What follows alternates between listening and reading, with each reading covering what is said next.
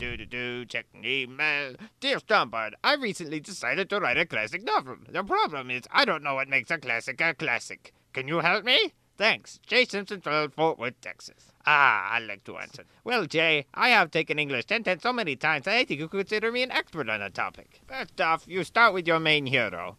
Now, your main hero gets this thug who comes and does something bad to your main hero. Something bad, something to that extent. Well, then your main hero, her sanity kind of begins to look like a roller coaster. Like that kind of, it's like $7 at Lagoon. You get the idea. Well, then our hero goes and does something bad, because she's crazy, to an unsuspecting person, usually like murder. Well, once she does that, she goes to the police to confess, hoping she gets off scot-free, but she ends up going to jail for a long, long time. One of my favorite alternate endings for a type of play like this is when they go and get hung, at daybreak in front of a bunch of people. Let's not worry about that. And if they aren't hung, they become a changed man or woman. Well, if you don't believe me, why not try reading a few classic novels for yourself? I mean, like Tess of the D'Urbervilles, Crime and Punishment, things like that. All basically follow the same simple plot.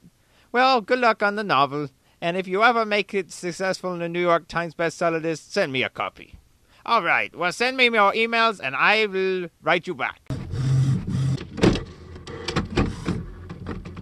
A local Fort Worth man is making breakfast today as he made the 300th week on the New York Times bestseller list. His book, Murder and Hanging, is expected to be at least $2 billion in sales. WBAP News Time, 4:37.